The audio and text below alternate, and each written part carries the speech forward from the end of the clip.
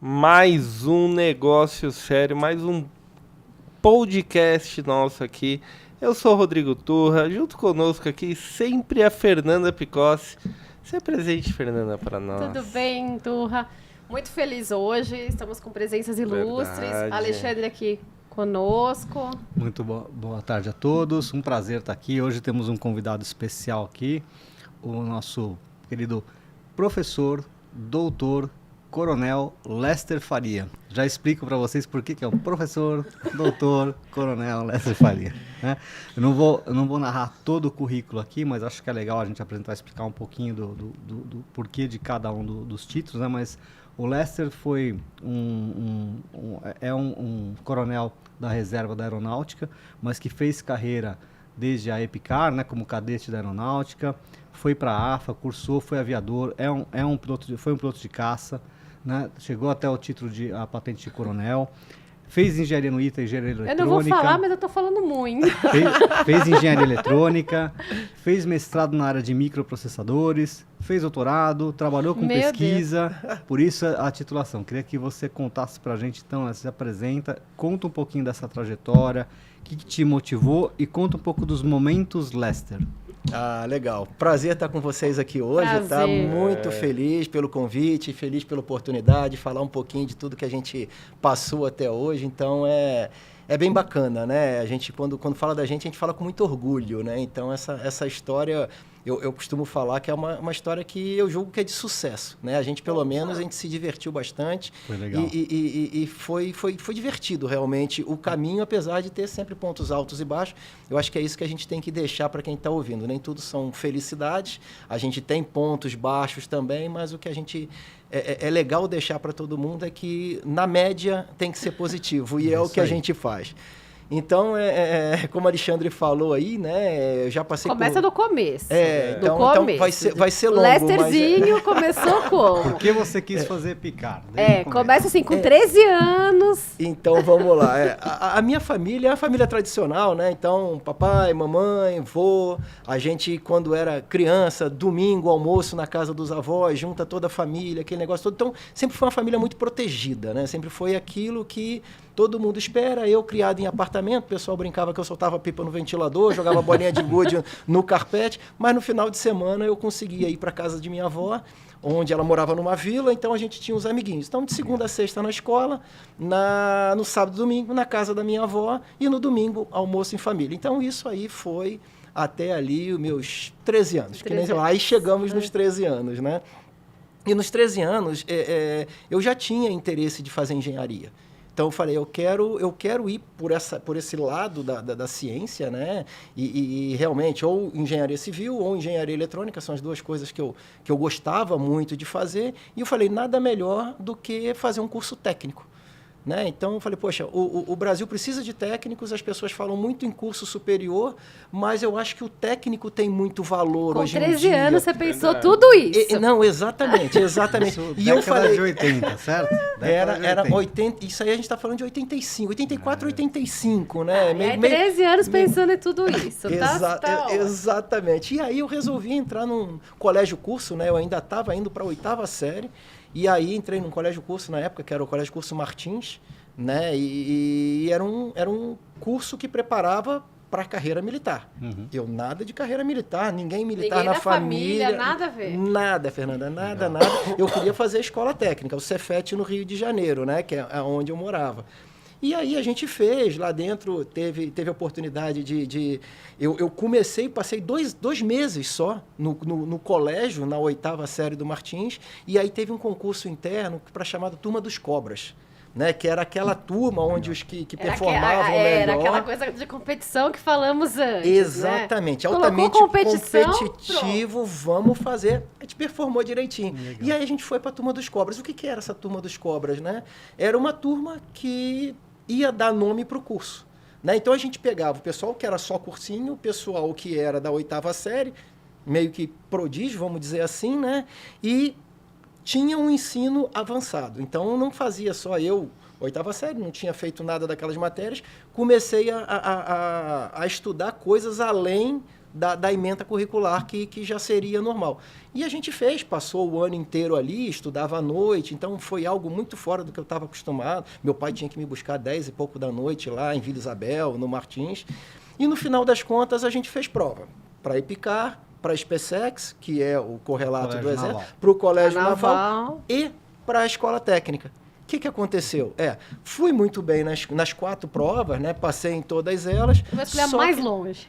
Não, pior é que não. Eu estava convicto, eu já tinha dado o nome para o curso de ter passado em todas elas, mas eu estava convicto, eu vou para a escola técnica. E aí que a vida dá umas guinadas assim que são muito interessantes, né? Como é que eu fui parar no militarismo se eu não queria ser militar?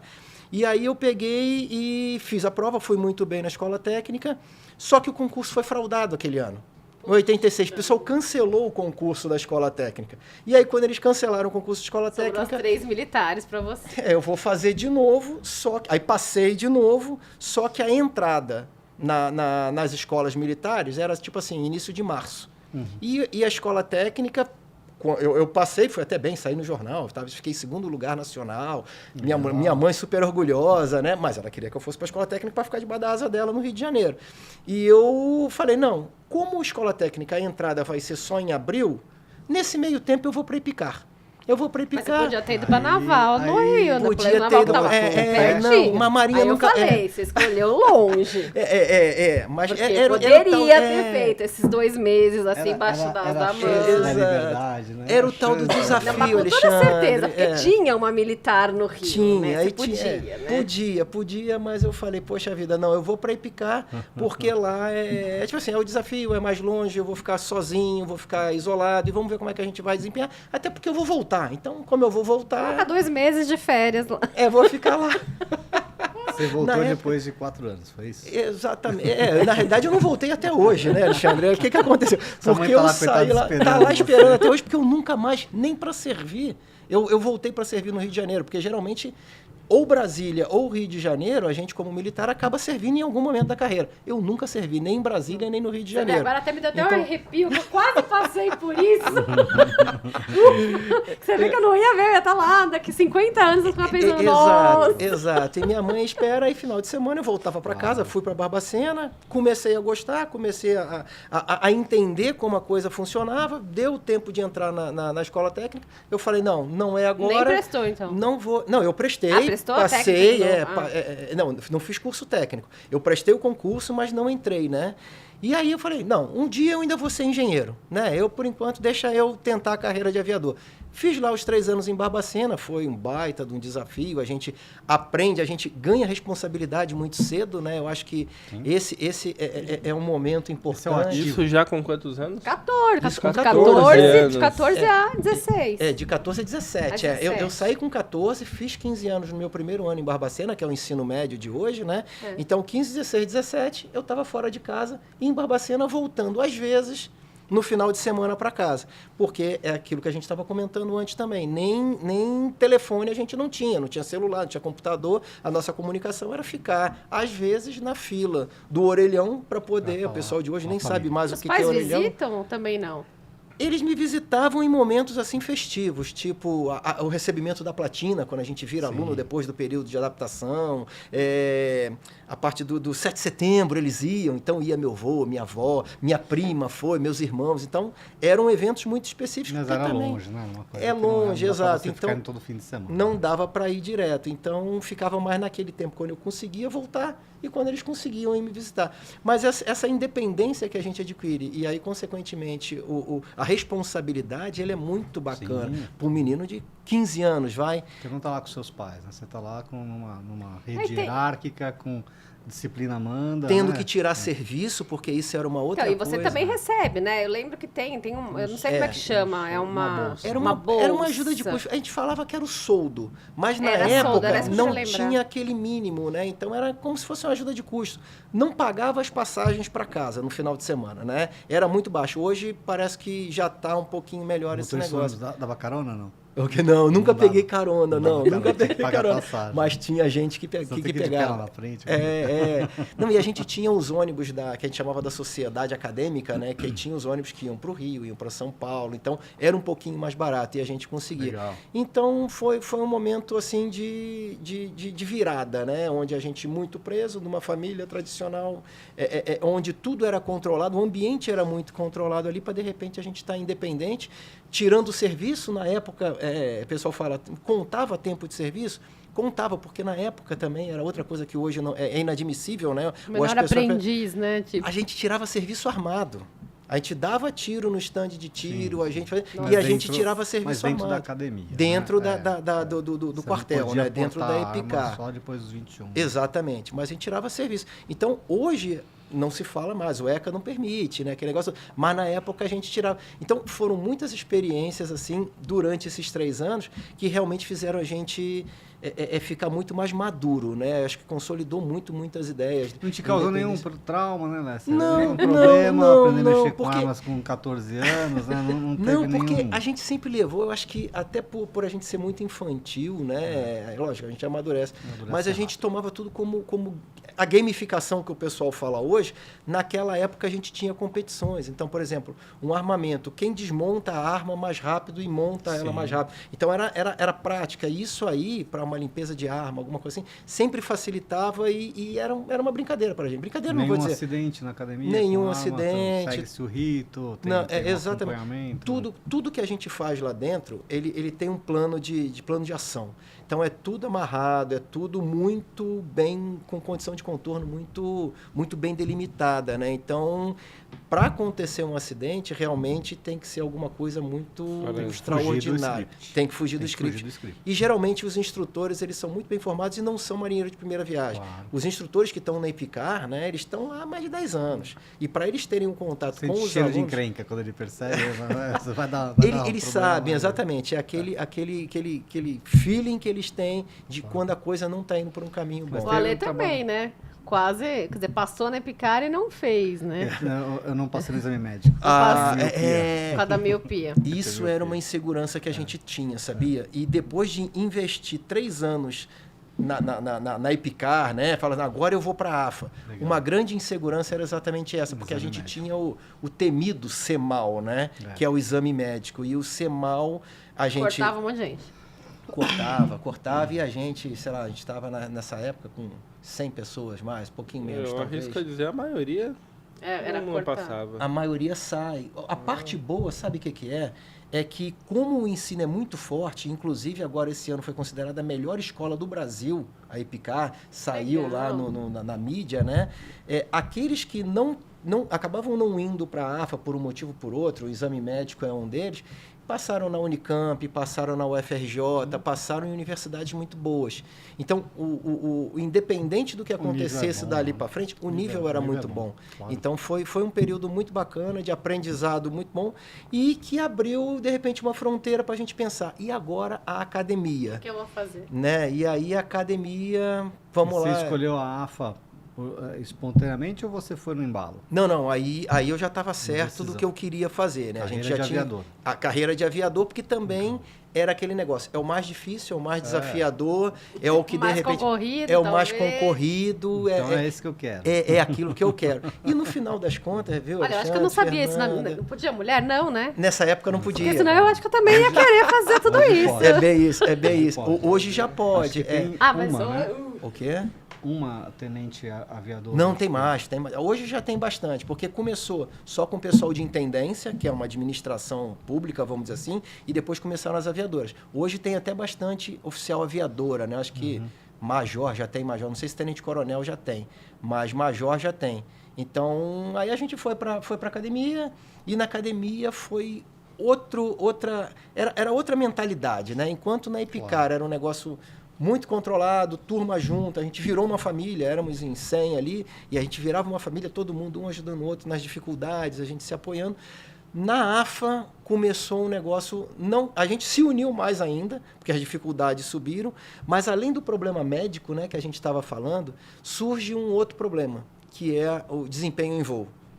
E o desempenho voo, até por conta de ser uma atividade de risco, de ser uma atividade que as pessoas podem vir a morrer. É a Top Gun brasileira. É a Top Gun brasileira, exatamente. Né? Então tinha muito corte. Então, quando a gente começou a turma na AFA, a gente tinha o pessoal que veio de Barbacena, éramos em 100, e o pessoal que veio de fora, que entrou direto na AFA, né? Que a gente chamava de PQD, que é o pessoal que caía de paraquedas, vamos dizer assim, né? Caía e não fez Barbacena, mas fez AFA. Então, nós começamos em 160. Então todos os 100 de Picar automaticamente foram para a AFA? Não, éramos em mais de 100, e aí foram 100 para a AFA. Né? 90 e... Tá, mas bastante. Foi bastante.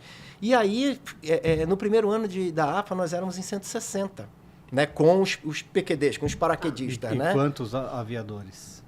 Todos os aviadores. Na minha época, só tinha aviador, Porque foi um período também meio diferente, porque até um ano antes tinha o aviador, o intendente e o infantaria. Isso. Na minha turma, deu um probleminha lá que falaram, ó, não vai ter mais intendente, nem vai passar um período sem formar intendente em infantaria. Tudo aviador. Foi só aviador. Então, éramos todos 160 aviadores. 160 aviadores.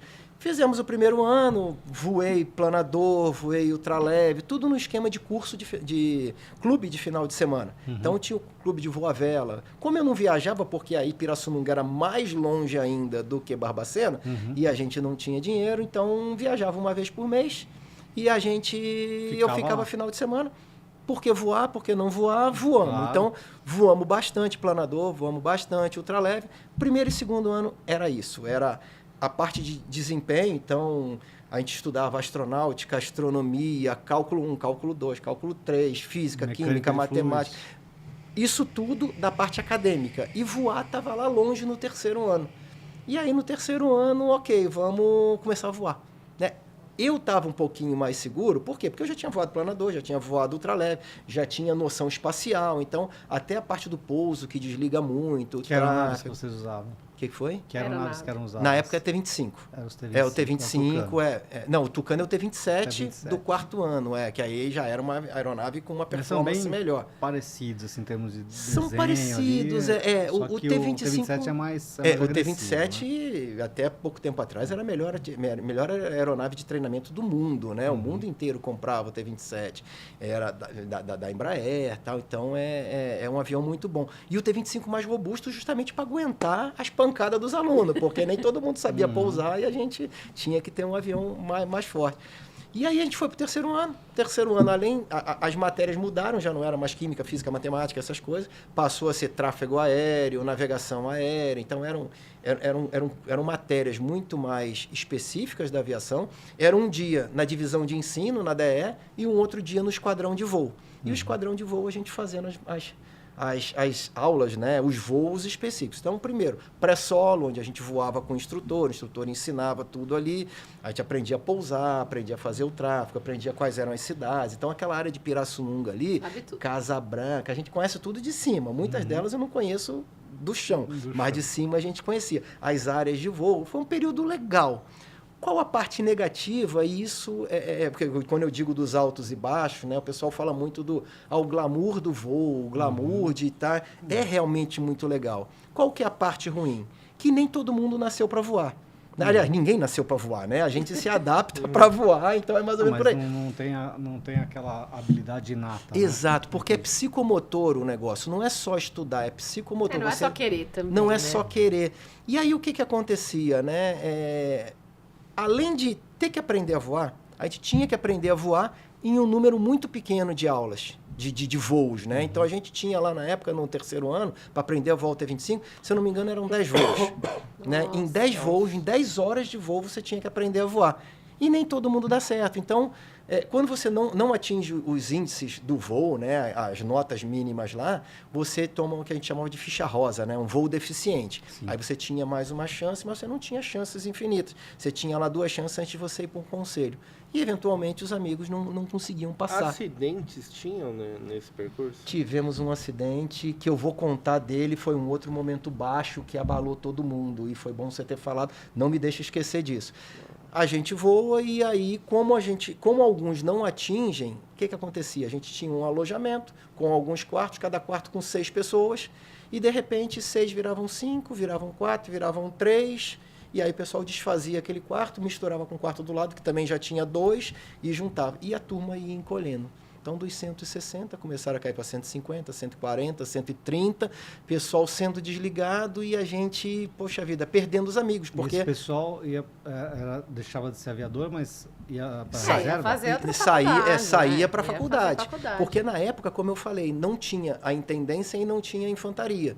Em anos anteriores, o cara que era desligado em voo podia ser reaproveitado, já que teve tanto investimento, era reaproveitado na infantaria e na intendência. No meu ano, não. Então, o pessoal foi desligado realmente e saiu.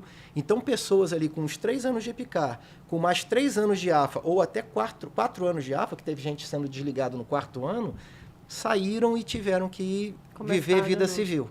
Né? Então, a gente ia e essa era a parte ruim, porque a gente de macacão de voo, cachecol, né? Gigante, né? Cachecol de voo solo, né? De, Alguns foram para o ITA, não? Alguns foram para o ITA. Hoje, carreira de engenharia. Exatamente. Como militar ainda. Como militar, porque isso é uma outra coisa boa você ter lembrado, né? Porque apesar de não poder voltar para fazer infantaria e intendência na AFA, tinha essa possibilidade, aí foi bem lembrado, Alexandre, de fazer a prova para o ITA.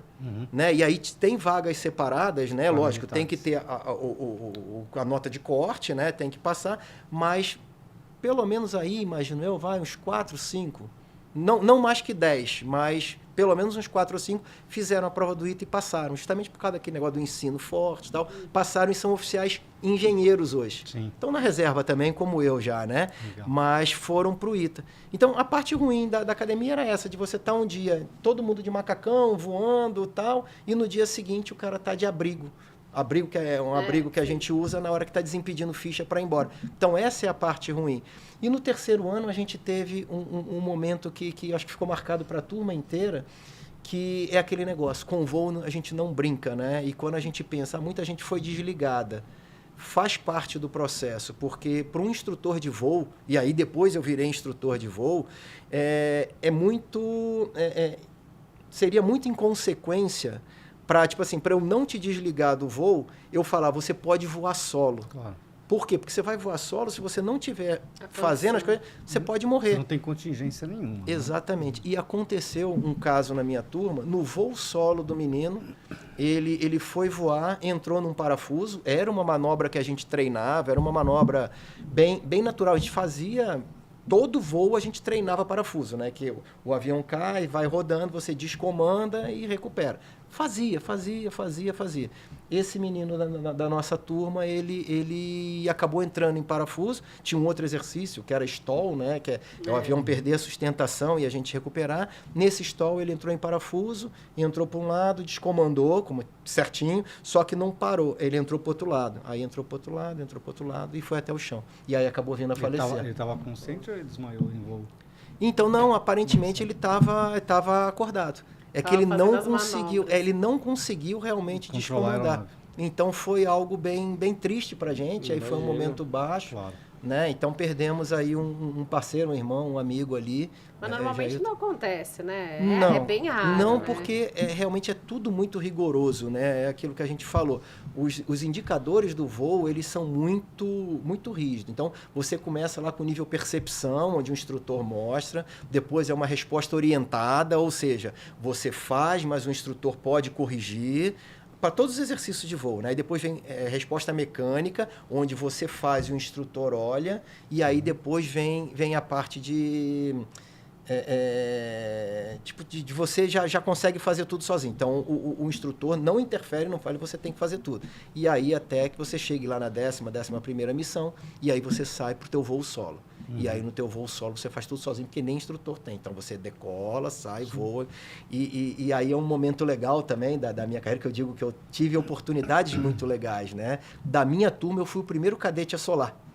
Então foi bacana, porque além de todo o ritual, né, que tem quando sai alguém solo. Primeiro batizado. Tem o batizado, exatamente. O carro de bombeiro te esperando, né? O cara da torre de controle de tráfego aéreo. Seja bem-vindo, o Centauro 1 ou 2, pelo primeiro voo solo. Tá? Fala até arrepio até hoje, né? Legal. Então eu Marco, pousei, né? E quando eu estacionei, quando eu parquei o avião, bombeiro e a minha turma inteirinha alinhada para fazer o tal do Esperando. corredor polonês para a gente passar, né? Aí tem aquele negócio o e a gente batismo. pula no laguinho do batismo. Legal. Então foi um negócio muito legal e eu fui o primeiro da minha turma no 3º ano da AFA a voar. Então, Bacana. minha esquadrilha de voo era Centauro, então eu ganhei o Que cachecol bacana. vermelho lá.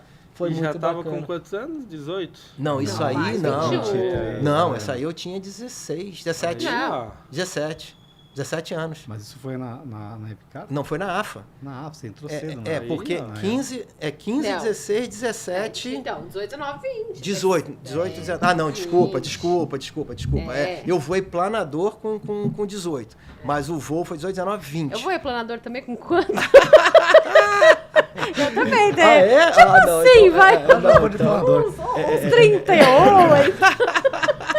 Não, mas é gostoso. É um voo, Nossa, eu aprendi umas coisas. é um voo gostoso. O voo de planador é um voo que você só ouve o barulhinho do vento. Só É com um a voo- lãzinha lá no É, com a para-brisa lãzinha lá pra alinhada. cima. Aflitivo. Isso é...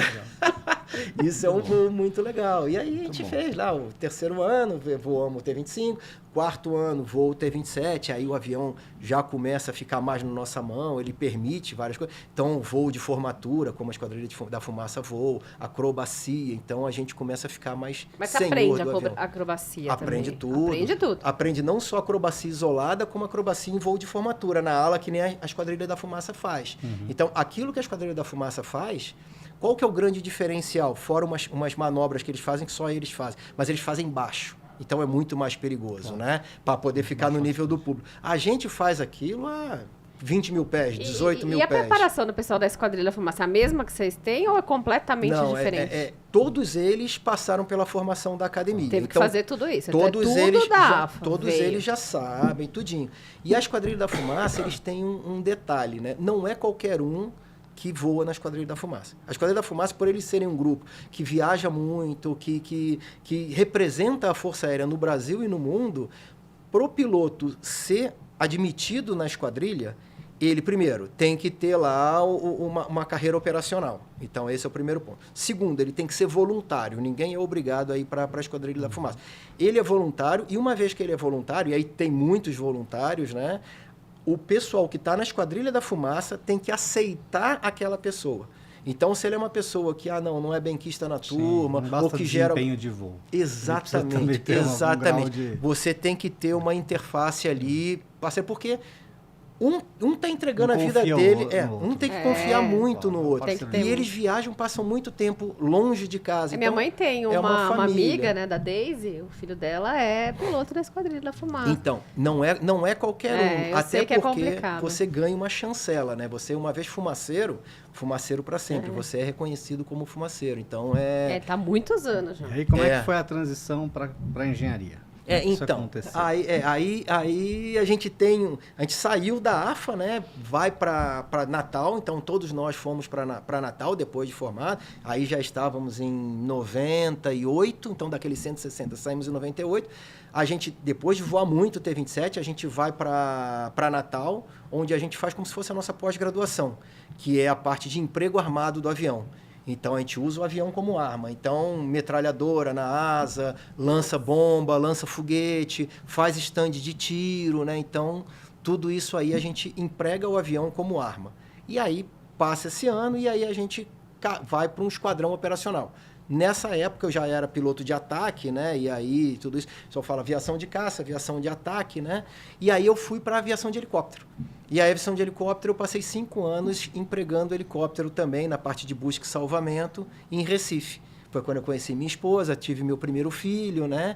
E aí, tudo isso. Só que chegou um momento que, para aviação de helicóptero, né? E aí a transição para engenharia, eu já estava no topo da carreira. Eu já voava o helicóptero, já fazia combate com o helicóptero, já era instrutor de tudo que tinha que ser. Eu falei, poxa vida, se eu ficar aqui, vai ser muito legal, porque eu vou estar no topo. Mas eu não vou estar evoluindo mais. O E aí eu crescimento falei, para. eu acho que chegou na hora de eu voltar naquilo lá atrás que a gente estava falando da escola técnica e eu seguir a carreira de engenheiro. E aí, isso é muito legal na Força Aérea, porque entre 3 anos de formado e 8 anos de formado, na minha época era assim, a gente tem essa janela de 5 anos, onde mesmo você estando no esquadrão operacional de voo, você consegue fazer prova para o ITA. E aí eles te dão 3 meses para poder estudar, porque a essa altura você já está 10 anos afastado. É porque o ITA tem isso, né? De idade máxima para você prestar. Tem, né? 3 anos. Tem. Pra gente... É um vestibular que tem data para você fazer. Exatamente. Não é quando você quer. Isso pro pessoal de fora, 23 anos. Pra gente, como tem essa janela aí, a gente pode ir Então, cumprindo 25, a janela, eu já estava com uns 26. 26, 27. Então eu pedi essa licença no esquadrão, voltei, a gente passa 3 meses lá em São José dos Campos, no ITA, estudando, e aí realmente eu estudei muito. Imagina, minha mulher em Recife, com meu menino recém-nascido, eu em São José estudando, voltando um final de semana ou outro para vê-los, né? E aí fiz a prova, passei no ITA. E aí no ITA, na época eu fazia em Recife Engenharia Civil, na UPE, na Estadual de Pernambuco. Eu falei, não, eu vou fazer eletrônica, porque eletrônica, as coisas estão mudando. Foi aquele boom das telecomunicações, né, na época. Eu falei, o ITA não tem teleco, mas tem eletrônica. Eu vou fazer telecomunicações que vai me abrir o campo muito mais, entre elas a telecomunicações. E aí fiz. Então foram 5 anos de ITA, e aí sim, família já. Tudo voltou. Veio para São José?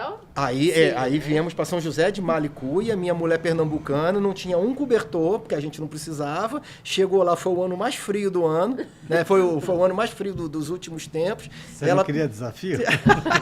Desafio total, ela né? trancada no quarto com o meu menino com o aquecedor ligado no inverno.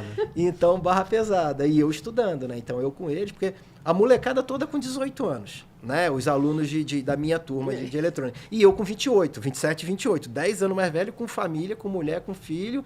Então, dava conta deles em casa, voltava e na madrugada eu ficava estudando o ITA. Então, mas foi um período muito legal, porque da mesma forma que a gente se une e forma uma família com o pessoal da Força Aérea, a gente faz uma família com o pessoal do ITA também. Claro. E o ITA, ele tem uns conceitos que isso aí eu trouxe para o resto da minha vida e que é legal o pessoal saber, né, que chama disciplina consciente. Então, a disciplina consciente ela é algo que até hoje eu só vi funcionar como funciona no ITA, né, onde a gente faz o certo pelo fato de estar certo, independente da situação que você está, independente da consequência que aquilo puder vir. Então, prova, a gente faz prova no alojamento, faz prova em casa. O professor ele tem a confiança de te entregar a prova e falar, a prova é sem consulta durante 2 horas. Você vai abrir o teu envelope, vai tirar a prova, vai disparar o teu cronômetro, vai começar a fazer. Se depois de 2 horas, se o período foi esse, você não tiver feito nada, você vai pegar a prova em branco, vai botar de volta e vai tomar a nota baixa. Você não vai colar, você não vai atrás, você vai fazer a coisa certa. Eu conversava com alguns colegas que, na mesma época em que eu prestei engenharia, prestaram ITA, foram cursar, né? E eles relatavam, né, algumas situações em sala de aula, o pessoal chega, né, os bichos chegam querendo fazer a zona, né? Então vamos colar, vamos não sei o quê. Aí chegava lá sempre tem um membro militar, aluno também, militar falava, seguinte, pessoal, a gente conquistou um espaço exatamente, aqui, um respeito, né, uma confiança da qual a gente não quer abrir mão. Não vai ser por causa de vocês, entendeu? Exatamente, Alexandre. Então eles não assim, o grupo mais velho não deixa o grupo mais novo tocar a bagunça e fazer e quebrar esse... O Ale também passou no ITA. Pronto. Então ele sabe bem, né, o que a gente está falando. Mas ele não fez, né? Sim, mas também quase foi para esse caminho. Ele estava bem próximo desses caminhos. Como a coisa funciona. Porque é legal, porque isso é uma coisa que a gente leva pro resto da vida, né? A gente costuma falar que iteano puxa iteano, iteano ajuda iteano. Na Poli não tinha isso não, na Poli o pessoal colava. Sério? Bagunça. Lá tem os grupinhos, né? Tem o grupo do japonês, tem o grupo dos cariocas, tem os grupinhos lá. E tinha aquele negócio, né? O pessoal falava, pô, você faz a questão 3, outro faz a... Como é que é? A consciência? Não é? Disciplina consciente. Disciplina consciente. E não tinha essa de levar a prova para casa. Só tinha umas provas para casa. Ninguém resolvia, né? Ninguém conseguia que era resolver. impossível de resolver. E aí não adiantava levar para casa, podia chamar pra o pai. Não tem nem pra quem perguntar, falava, né? olha, aí na Poli tem um cara que consegue resolver essa prova, aí dava o nome que era o professor da prova. Só tem um cara que consegue resolver, é o professor. Né? Então, e tem um negócio legal, porque num determinado momento, que nem você falou, né? A própria turma começa a se autofiscalizar, porque é algo que é muito precioso pra gente, né? O resumo da obra então, é ética que a gente tá falando. Exato. Se a própria turma imaginava que um aluno da própria turma tinha usado, sei lá, tinha aproveitado o código de um laboratório para fazer coisa, a própria turma falava, vem cá, você está de segunda época obrigatório. E aí chegava para o professor, que era uma das ferramentas que a gente tinha, né? Chegava para o professor e falava assim, ó, o Zezinho vai fazer segunda época obrigatória. Aí o professor olhava e falava, mas ele está com notas excelentes. O Zezinho vai fazer segunda época obrigatória. O professor não questionava. Ele entrava na segunda época. Ele entendia o que estava acontecendo. Exatamente. Ele sabia que alguma bom, coisa estranha tinha. E se a turma estava levando isso para ele, é porque alguma coisa tinha. Então, isso era muito legal. Por quê? Porque a gente tem não só uma chancela, mas a gente tem um formatinho do que esperar do iteano. Por quê? Porque o iteano, isso eu senti muito na minha próxima fase, que aí eu fui para um parque de material aeronáutico, onde eu desmontava o avião e montava ele para entregar para coisa. Mas o iteano ele é diferente no sentido de que a base conceitual da engenharia é muito forte. Né? Então, a pessoa pode falar, não, mas você não sabe qual o último diagrama da antena tal de radiação. Não, realmente a gente não sai do ITA sabendo o mercado. Mas a gente sai sabendo o que está por trás, como é que é uma equação de Maxwell, o que acontece com uma irradiação, uma linha divisada. A gente sabe, cálculo, a gente tem 9 cálculos lá, o pessoal da engenharia. Então, a gente sai com a base conceitual muito grande. E aí, já fazendo a transição para Lester, estudante do ITA, para Lester, oficial de manutenção aeronáutica, né? Que é ali em Santana, eu servi durante 4 anos em Santana, né? No Campo de Marte. Era muito engraçado, porque no ano que eu cheguei, em 2005, foi o mesmo ano que um outro amigo meu, né, eu falo com ele até hoje, chegou, ele formou na Inatel. E a Inatel é uma universidade sensacional, né, reconhecida internacionalmente pela parte de telecomunicações. Em Santa Rita de Sapucaí. Eles são maravilhosos, são muito bons. Essa parte de 5G, eles implementaram, 6G, eles estão fazendo pesquisa, são um pessoalzinho assim muito bem formado. E aí o que acontece? Eu quando chegamos eu e ele, a gente foi trabalhar na TINE, né, que era a subdivisão de eletrônica, e foi engraçado porque eu cheguei lá e o pessoal falando de operar o rádio, de não sei o quê, e ele sabia tudo, e eu não sabia nada. Eu falei, cara, eu aprendi a fazer uma integral, fazer derivada, fazer um rotacional, um divergente, gradiente, e não sei isso aqui. Aí eu fiquei meio assim, falei, poxa, para que serviu o ITA? As ferramentas, né? As ferramentas conceituais. Então, né? deu 2 meses, 3 meses, né? Quando a gente saía, né, como engenheiro, a gente não metia a mão na massa, eram os técnicos, né? Os sargentos que faziam os troubleshooting, consertavam os equipamentos. A gente ficava na análise das modificações técnicas, que muitas vezes vinham dos Estados Unidos, do fabricante do equipamento, na hora de analisar. Aí eu olhava e falei, isso aqui eu sei o que é. Eu pegava, e eu dava os pareceres, e aí eu dava muito mais parecer. Não que ele não soubesse, mas ele é diferença de formação. Ele tinha mais prática, ele tinha mais a prática e talvez um pouco menos. E na teoria, então, eu conseguia fazer. Então, essa parte do iteano, né, essa parte conceitual, né, essa base muito forte, e aí a gente entra nas 4 áreas, né, que é a engenharia aplicada, a engenharia de controle, a engenharia de telecomunicações e a engenharia de micro-ondas. A gente tem todas as 4, diferente de algumas faculdades que tem só telecomunicações, ou tem mais forte em controle, ou é mais forte em micro-ondas. Então, esse negócio do iteano, além da disciplina consciente, né, que é muito forte para a gente, que é iteano depois, a parte dessa formação básica é muito. Então, a gente sabe o que esperar do iteano. Então, se eu pegar um iteano que formou no ano passado, né, eu pego ele no mercado de trabalho, eu vou contratar ele porque eu sei exatamente o que eu posso exigir. Claro. E a formação ela é muito regular durante o tempo. Né? Você acha que diminuiu a vontade hoje do jovem ir para esse tipo de área? Eu acho que, eu passei, né, e aí sem querer dar nenhum salto, mas um passado mais recente meu, eu fui de universidade, né? Eu era diretor de um instituto de pesquisas que era muito ligado a uma faculdade de engenharia de Sorocaba, né? Centro Universitário Facens. E uma das coisas que eu vi lá não é que as pessoas estão desistindo de ir para a engenharia, para o STEM, que a gente fala, né? Science, Technology, Engineering, né? Não é que eles estão desistindo.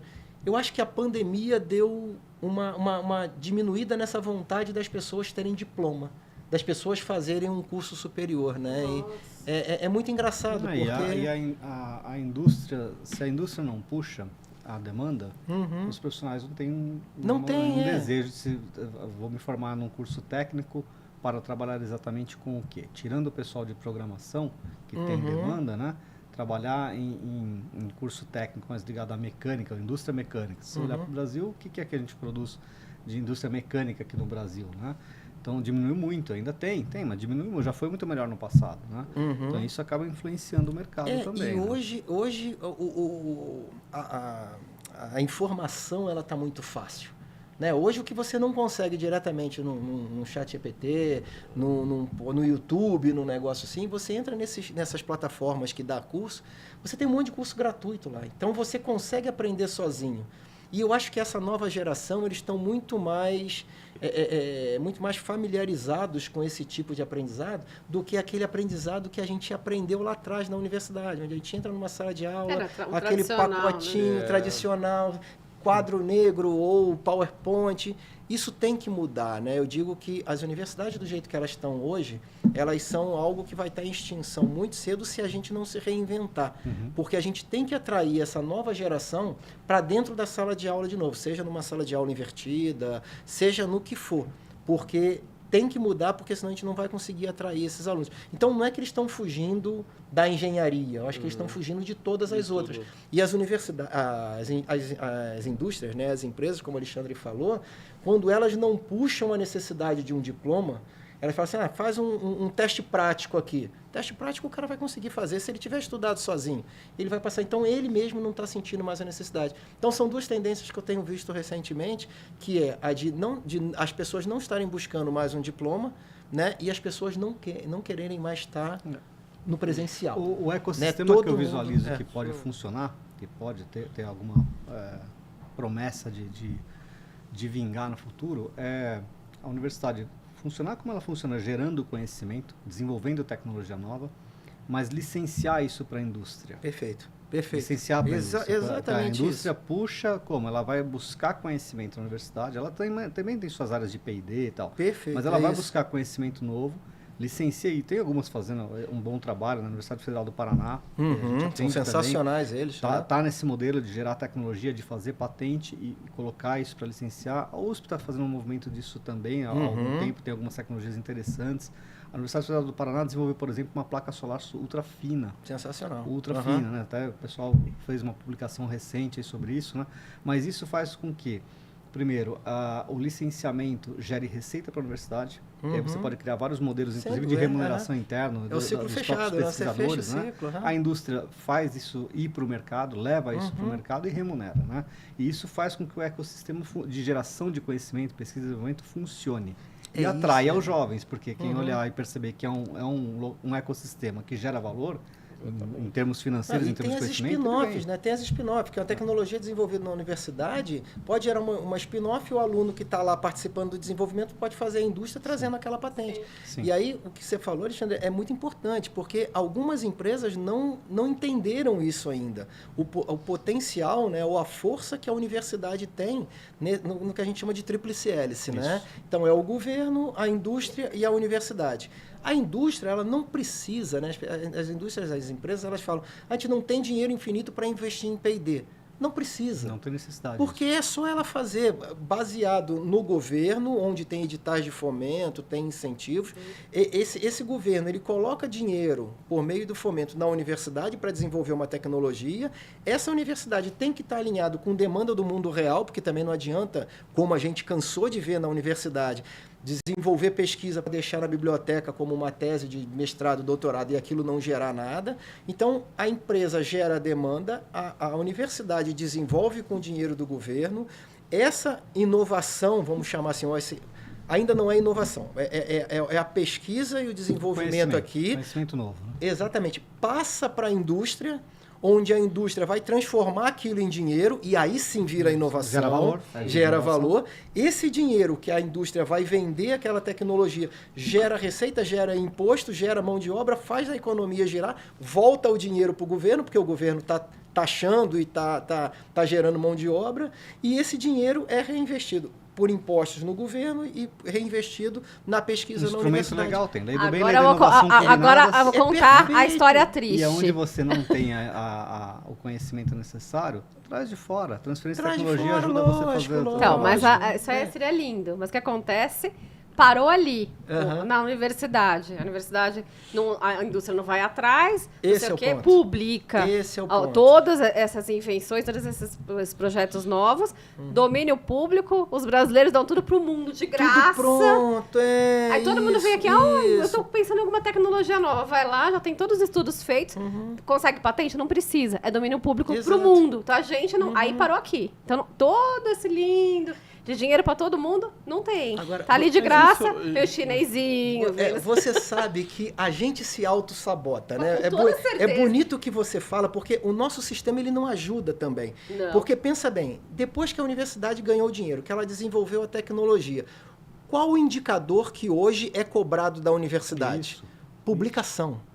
E aí o que acontece? Não é patente. Se você Lógico tem que não, 10 a universidade não tem paper, fim lucrativo. paper, A questão é se a então, universidade mano do céu. não tem fim lucrativo. Vai na contramão, porque Vai assim, na ó, contramão. se eu publico, Você não pode acabou, patentear. Eu não posso mais patentear. Esse é o ponto. Então, o nosso Então sistema eu de cobro ensino... o pessoal para divulgar. Ó, vamos divulgar o máximo Divulguem, que puder. divulguem, Não, gente, divulguem. não é assim. Hoje, se eu fosse, Não é assim. hoje, se eu fosse, vamos dizer, um gringo, né, um chinês, um americano, um europeu lá, a melhor fonte de tecnologia É a são as universidade, universidades brasileiras. mas Você entra na biblioteca, faz uma pesquisa lá, você vai ter Maravilhoso, tudo novo sem e de pagar graça. um centavo, Aliás, Fernando. o NPI derruba vários pedidos de patentes Aham. com base em publicações universitárias. Exatamente, Porque exatamente. a universidade só publica. Ele ela fala, não olha, Exatamente. desculpa, mas essa Não. sua ideia que você teve aqui já foi antecipada Já num foi paper antecipado, publicado na é. Coreia e tal. Isso Um não é percebido Exato. para mudar essa forma de...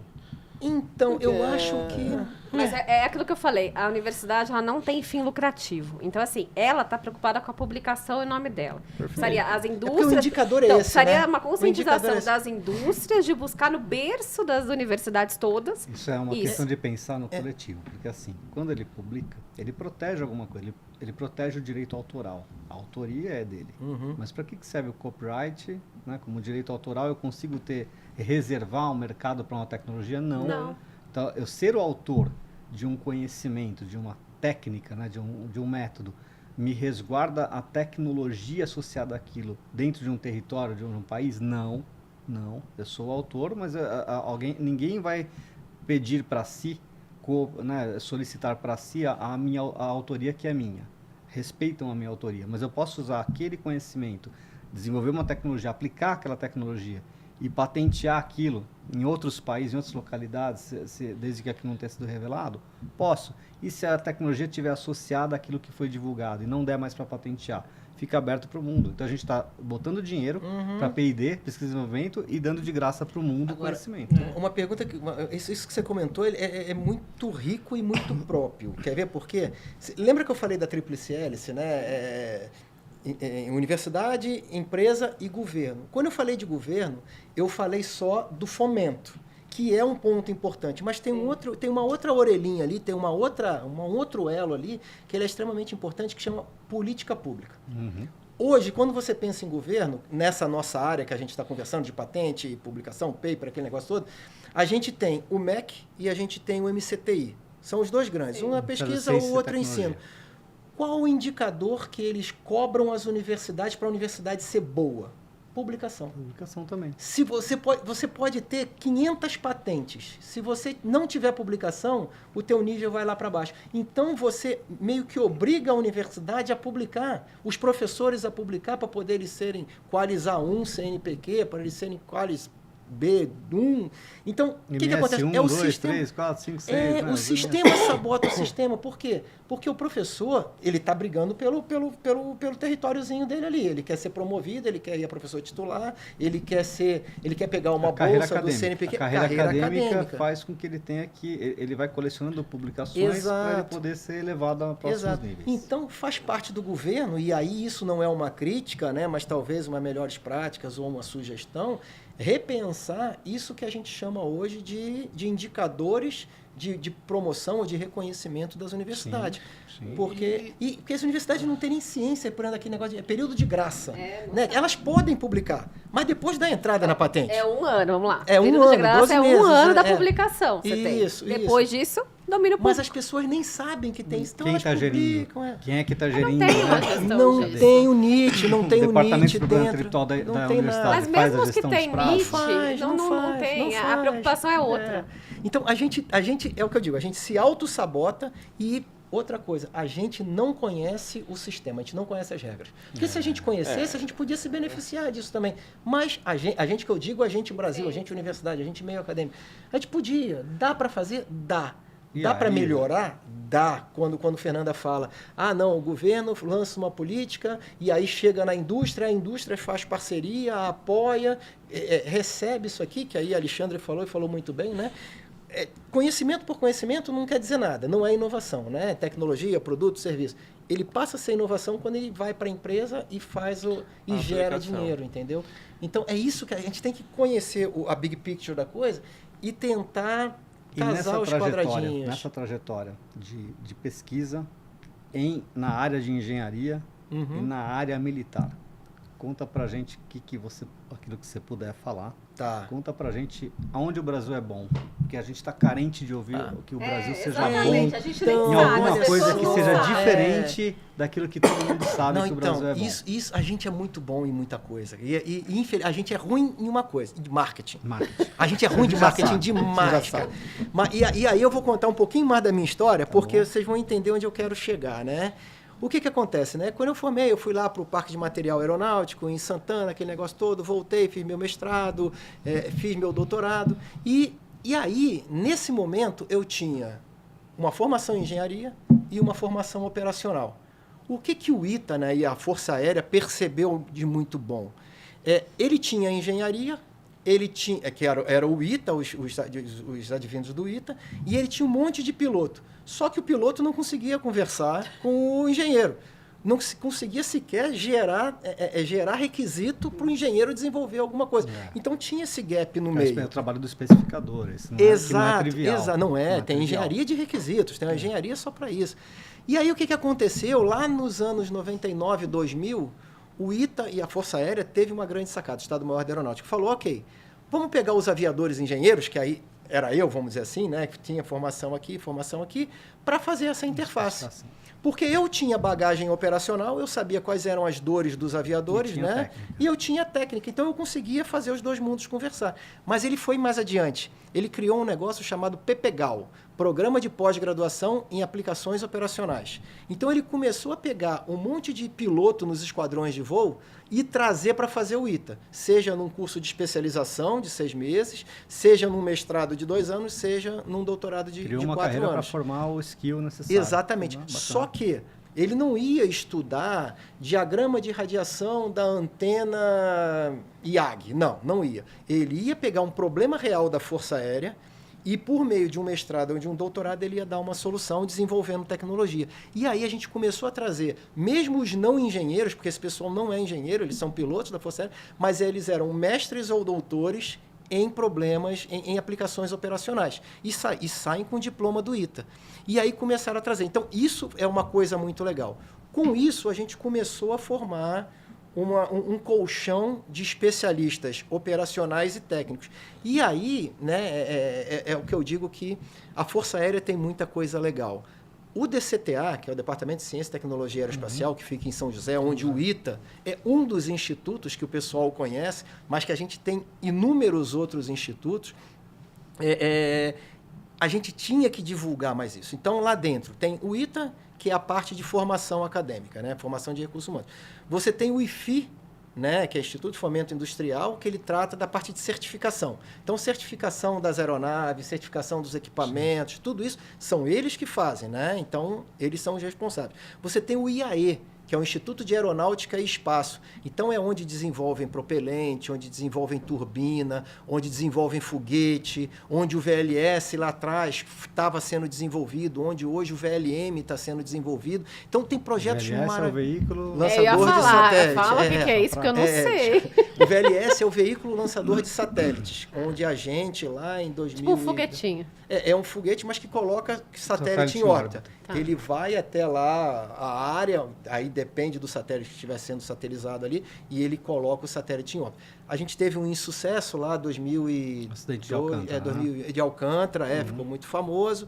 Deu uma diminuída nesse projeto, mas hoje a gente tem outros projetos que é o VLM. A gente não é mais de satélites, é de microsatélites. Então, satélites É aquela menores. caixinha de 7x7 ou 4x4, não lembro. 10x10.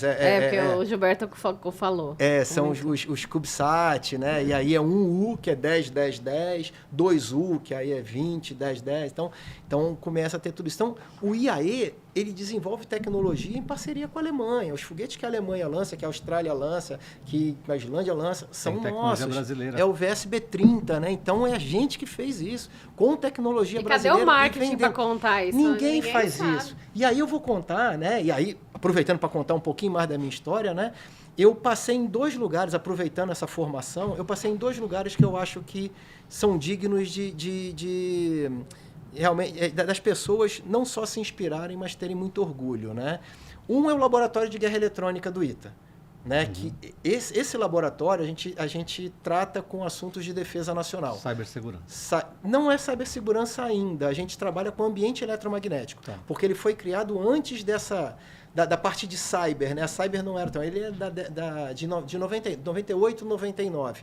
Então, a gente trabalha com antenas, a gente trabalha com interferência eletromagnética, a gente trabalha com jamming, a gente trabalha com câmara anecoica. Então, são realmente problemas reais que ocorrem numa guerra de interferência, lançamento de um míssil no avião, como é que o avião vai fazer a contramedida eletrônica para não ser abatido, ou como que o avião vai fazer um míssil para poder acertar e não ser acertado e acertar os outros. Então, a gente trata com esse tipo de coisa.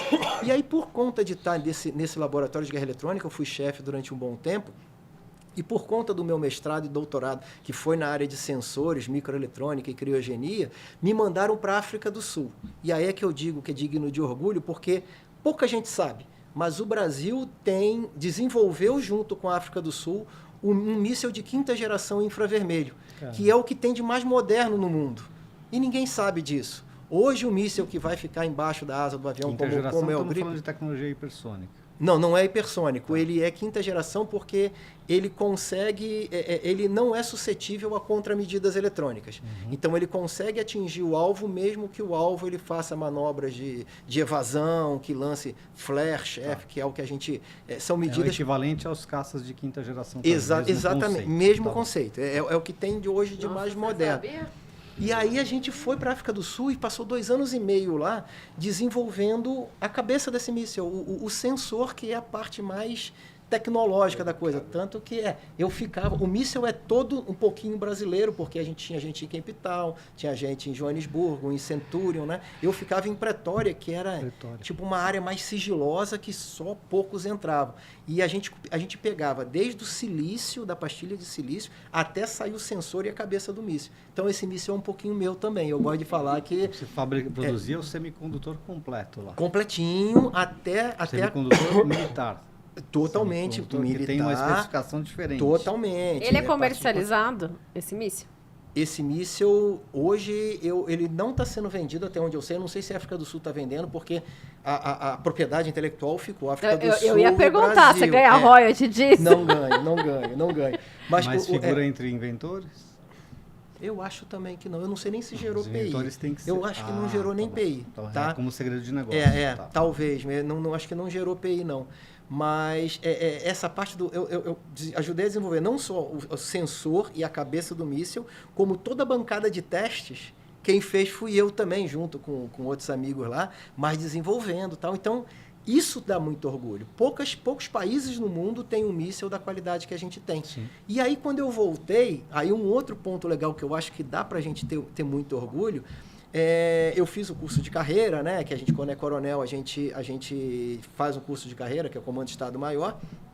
E aí me convidaram para ser diretor de um instituto, também do DCTA, só que esse não fica dentro. Ele é tão secreto que fica fora, assim, fica fora dos muros, ninguém chega lá e tal. Chama Instituto de Estudos Avançados. E esse Instituto de Estudos Avançados, ele trabalha com a fronteira do conhecimento. Onde ninguém mais trabalha, a gente trabalha lá. Então, eu tinha mais de 200 doutores embaixo de mim, desenvolvendo tecnologia.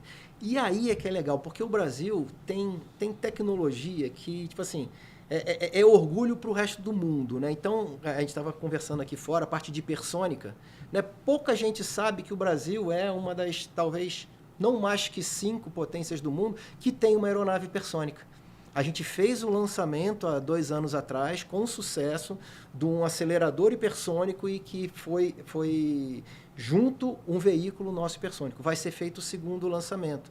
E isso aí é a tecnologia que vai desde os materiais, material composto, que tem que compor aquilo ali, até a parte de aceleração, a parte de queima do combustível, o combustível, tudo isso é diferenciado. Os outros países que estão atrás disso são Estados Unidos, Rússia, China, Rússia, China, a Europa, a ESA, tem. Índia, A Índia parece que lançou, parece que lançou o hipersônico. Mas não tem muito mais de 5, 6. E o Brasil está.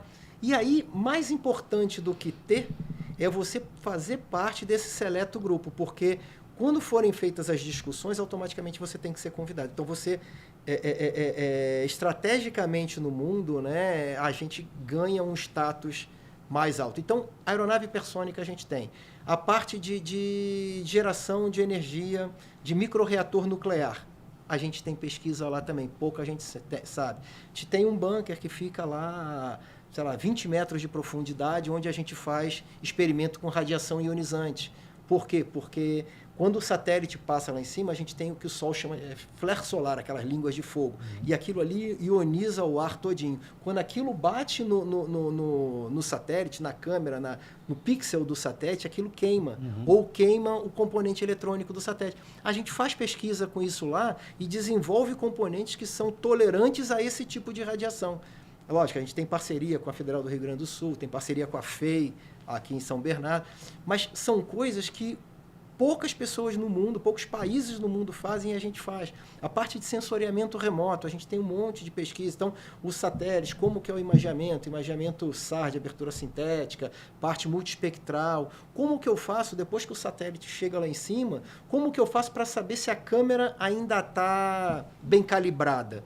A gente desenvolveu alvos no chão, onde a gente tem como se fosse um golden target, que dependendo do sinal que o satélite, depois de 3, 4, 5 anos voando, ele tem uma degradação.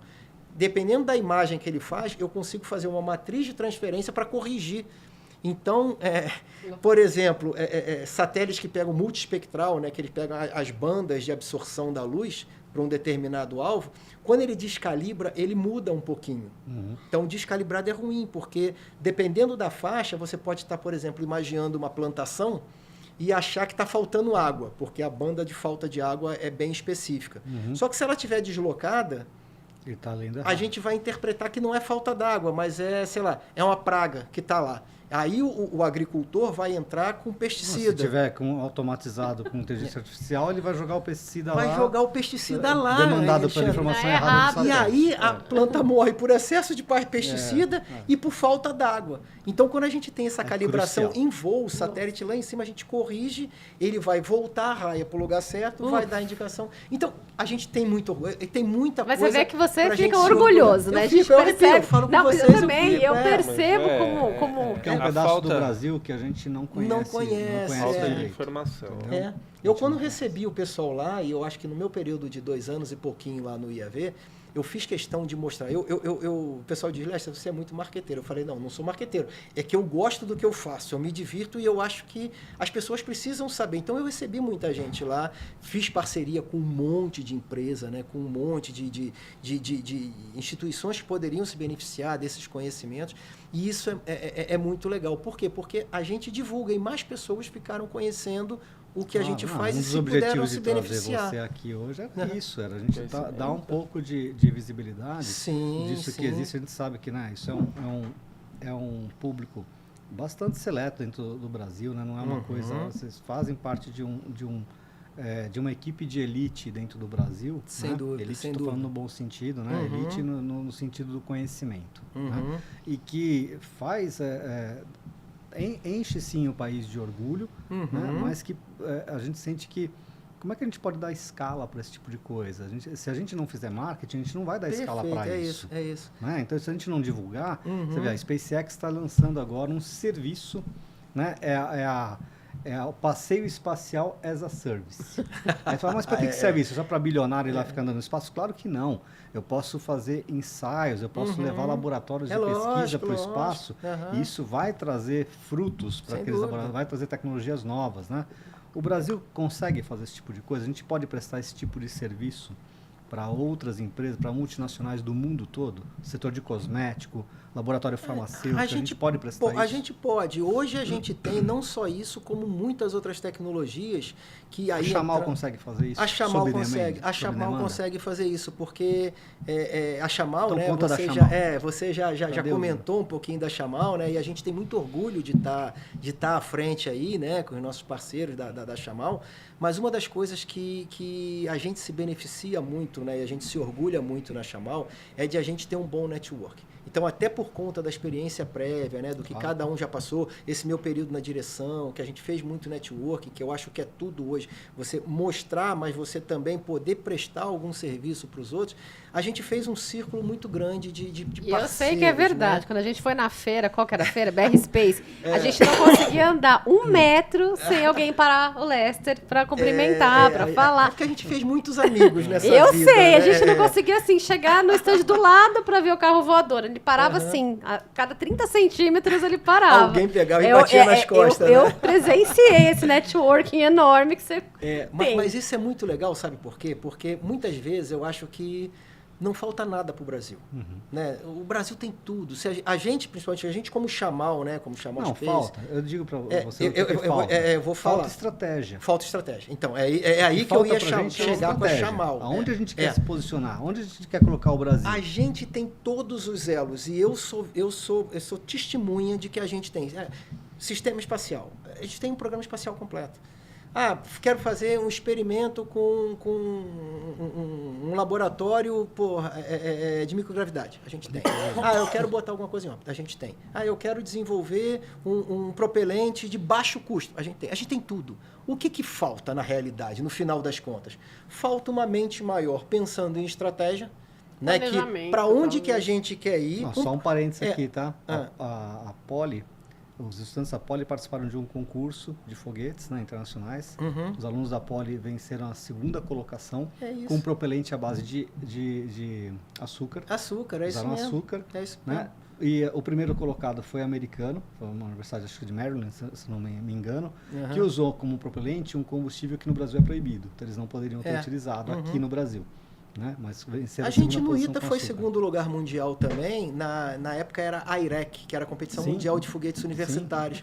A gente foi 2º lugar e ninguém sabe também disso. Eu nem sabia que tinha competição de fogo. E quase lá no deserto fica sabendo da Poli também, viu? Também não, também foi um posting solto ali no LinkedIn que a gente pegou. A gente é ruim de marketing. O Brasil, ele se auto-sabota.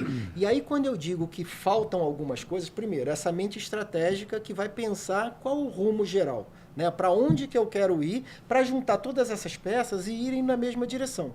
Né? E aí, eu tinha um professor que ele faleceu agora no início do ano, que ele era um cara brilhante, foi meu orientador de TCC na faculdade. Ele falava assim, é uma frase forte, mas entendam pelo bom sentido. Ele fala, a inteligência é vetorial, enquanto a burrice é escalar. É isso. O que ele quis falar com isso? Se você pega duas pessoas inteligentes, né, ou duas pessoas bem intencionadas, que têm conhecimento, né, aquele negócio todo, e faz elas irem em direções opostas, a soma desses dois vai dar 0. Eles vão se cancelar. Não vai chegar em lugar nenhum.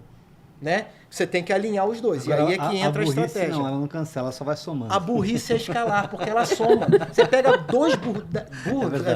Não estou desmerecendo aí, mas duas pessoas mal intencionadas, é escalar, porque vai se somar. Entendeu? Isso é muito ruim. Então, a gente precisa ter uma estratégia maior que digam, é para lá. E a gente precisa de uma outra coisa embaixo, que é alguém para integrar isso aí. É para conhecer o sistema e para o orquestrador. Falar assim, ok, eu não preciso fazer nada, mas eu tenho que entender qual o problema a ser resolvido e pegar desses legos todinhos aqui, montar o Lego. Aí é que a Chamal entra. A Chamal entra por quê? Porque na Chamal a gente tem alguém que tem uma baita de uma vivência nessa área de tecnologia, tanto conversa bem com o acadêmico e com o operacional, e aí eu me encaixo bem nisso. A gente tem pessoas fortemente operacionais, que inclusive comandam os satélites hoje do Brasil, sabem pilotar, vamos dizer assim, e a gente tem gente, né, no caso o Gilberto já passou aqui também por esse podcast, que tem uma baita experiência, não só de grandes projetos, mas também bagagem internacional, que consegue conversar com o resto do mundo Mas como o que a se gente fosse percebe, né? Coisas local. interessantes, algumas fraquezas. Se a gente fizer uma matriz SWOT do Brasil, né, a gente vai ver algumas fraquezas que a gente tem aqui no nosso país e que a gente tem que trabalhar se a gente quiser dar essa escala e essa visibilidade. Uma delas é o idioma. Sim, Então, assim, sim. você pegar a Índia, a Índia é um país que foi colonizado pela Inglaterra, eles falam inglês. Né? O país tem inglês. Aqui no Brasil, 1% das pessoas falam inglês. Como é que você vai se globalizar falando inglês? Ou sem falar diz inglês? que fala inglês, né? Porque mesmo o inglês desse 1% aí é meio questionável, Então, vamos mas dizer assim. vamos pensar, né? O primeiro passo para a gente conseguir se comunicar com o mundo é falar o idioma que for mais falado no mundo.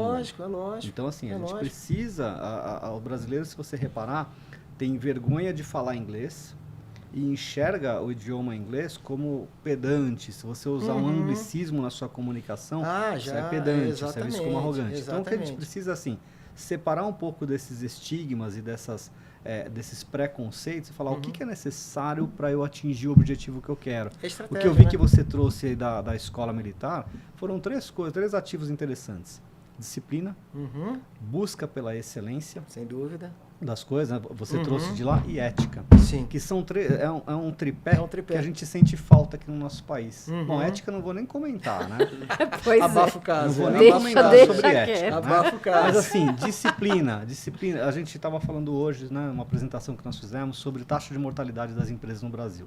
Né, 60% delas não chega até o 5º ano. É verdade. Né? É Então, verdade. mais da metade. Por que isso? Não é falta de planejamento, falta de gestão, falta de qualificação, o que seja, mas o fato é, não existe às vezes a disciplina. Disciplina para exatamente. estudar, disciplina para gerenciar, disciplina financeira, não tem. Não, e disciplina para acordar todo dia falando, eu vou fazer e vou fazer melhor que ontem. Eu né? quero Você ser, tem eu isso- quero ser competitivo, eu quero pegar, eu quero trazer os clientes para minha empresa. Mas eu busco excelência na visão do meu cliente, não na minha visão. Então, esse Não é olhando para o meu umbigo, na esse é um visão outro do meu ponto de vista cliente. importante, Né? é. Eu penso na experiência do meu cliente, na experiência dele, não tem só a questão preço, questão da qualidade, mas é o pós-venda. Ele é Sim, excelente. sim, Né? Como é sim. que eu me relaciono com ele? Como é que é? Eu me coloco, eu sou o customer advocacy, eu faço o papel da defesa do meu cliente, eu me coloco nos sapatos dele para perceber o que ele quer e servi-lo antes de tirar o resultado para mim. Exato. Né? Pensar em trazer valor para a comunidade antes de trazer resultado para mim, que isso é ética. Isso é ética. Isso é o que eu sinto que é o que falta para o Brasil. Primeiro, absorver e digerir esses 3 valores e, em cima disso, desenhar uma estratégia. Isso eu acho que vai promover transformação. Vai. E o que você falou, né, do vendedor, né, do comercial. É. Ele acha que a venda acaba quando ele entrega o produto e recebe o dinheiro. Não é isso. É, E imagina. muitas vezes, para chegar nesse ponto, ele mente, ele não entrega o que o cliente precisa, né? E aí fala, bom, vendi. Ele vai E fazer se fala só em essa relacionamento, venda. Só essa venda. Fala, como é que você vai construir relacionamento Exato. se você acha que o relacionamento terminou aí? Terminou na primeira. Exato. Só que ele não sabe, né, que o custo de aquisição do cliente, né, o CAC é muito maior para um novo cliente do que para você Claro, manter aquele teu. E aí seria muito Até melhor. sabe, né? Eles ouvem falar disso, mas não acreditam Então, mas não nisso. acreditam. E Então- aí eles dão um tiro no pé. É. Porque aí ele sabota a própria empresa. Quer dizer, o dono da empresa, ou operações da empresa ali, o CEO, o COO, né, que está investindo na formação dele, ele é sabotado por esse relacionamento que o comercial dele faz. Aí pegou aquela comissão ali, acabou. Vai pegar só aquela, não vai pegar outra. Né? E o pior, o cliente que comprou, ele não vai ser advogado de marca. Eu ia perguntar agora pro Turra quanto tempo a gente tinha, porque eu queria fazer mais uma pergunta. Eu queria saber do Lester de amanhã. A gente falou do Lesterzinho, né? Qual que é? Momentos Lester. Momento futuro Lester. Momento futuro. O que vai ser rapidinho, porque o nosso tempo já estourou, então. Tá. Não, eu vejo o Lester, né? O Lester do futuro, né? Completamente diferente desse aqui. Não que esse aqui seja ruim, mas esse aqui está servindo de base para algo muito maior e muito melhor que vai aparecer, né? A gente tem construído. Acho que quando a gente começou lá atrás, a gente não imaginava o tanto que a gente ia conseguir conquistar até hoje, né? E eu sou muito orgulhoso do ponto, de tudo que a gente passou, né? Os bons e os maus momentos que a gente tem aqui. Mas eu tenho certeza que a gente é hoje é um pequeno pedaço do que está vindo pela frente, né? Porque eu costumo dizer, hoje eu estou com 52, eu tenho aí pelo menos mais uns 20 a 25 anos produtivo. Eu quero ser produtivo com saúde e gerando valor, né? Só que boa parte da formação que eu tinha que ter, do investimento em formação que eu tinha que ter, eu já tenho. Agora eu tenho que multiplicar esse conhecimento, ou seja, eu tenho que fazer pessoas em volta de mim que sejam, inclusive, melhores que eu, e eu consigo produzir. Essa fase que eu estou agora é a fase mais produtiva que eu tenho. Eu já tenho toda a formação acadêmica, eu tenho um bom nível de empreendedorismo, eu tenho parceiros bons, eu tenho networking. Se eu não produzir, eu não for muito melhor nos próximos anos do que eu sou hoje, eu estou fazendo alguma coisa errada. Então, eu vejo o Lester do futuro empreendendo muito mais, gerando muito mais valor. Frase da Jaqueline Onassis, né? Do Kendrick, ela falou assim, se você não for capaz de transferir para os seus filhos, né, aquilo que você sabe, então o que você sabe não tem tanta importância exatamente, assim. Exatamente, é bem por aí. Bem falado. Né? Muito bom. Isso aí, show de bola. Parabéns pela história, pela trajetória. Eu acho que realmente falta essa cultura no Brasil da gente se divulgar mais, de fazer algo diferente. Mostrar o que a gente tem de Mostrar o que a bom gente aqui. tem de melhor. Mostrar pro mundo e o que a gente tem dado de graça. Exatamente. A E a gente tem combinação, muita né? coisa Excelência, boa. disciplina e ética. Esse A tripé, Perfeito. eu acho que ele é master, ele é fundamental realmente pra- fundamental. Para trazer você até aqui. Eu Aham. tenho certeza que é isso que... Esse é o grande aprendizado que você tira da academia e que fez o Lester o que ele, claro, esforço sem dúvida, né? Sem dedicação, dúvida, sem mas esforço que- a gente mas- não chega em lugar nenhum. Mas que os educadores foram colocando ali na sua base de formação e que trouxe até aqui. Muito Parabéns. obrigada Obrigado pela pelo tempo. participação. Que maravilha. E- Faltou tempo, né? Como Faltou sempre, tempo, né? sempre falta. A gente Sempre nunca falta. consegue cravar, né? Prazo. Sempre falta. Verdade. Mas assim, é bom que a gente tem cenas dos próximos capítulos. Tem, e eu vou ficar muito feliz se em algum momento a gente puder continuar esse papo, Prazer porque te realmente receber tem aqui. muita coisa, é muito rico sempre, Não, né? muito E bom. a troca é Pelo muito menos boa, estamos fazendo né? a nossa parte, nós estamos divulgando, É né? isso, O que é ninguém isso. faz, estamos fazendo. É É pouquinho, isso. é pouquinho, mas Aham. vamos divulgar. E a gente Obrigada. vai ser grande, muito, muito maior ainda do que a gente, É é isso até aí. hoje, né? Então é muito bom. Obrigado. Obrigada, Valeu. obrigada. Muito obrigado. Muito Eu que obrigado. agradeço, obrigado. E até semana que vem com novos conteúdos. Mais um podcast semana que vem, com certeza. Até. Até. Obrigado, pessoal. Valeu. Mas, tchau, tchau. Prazer.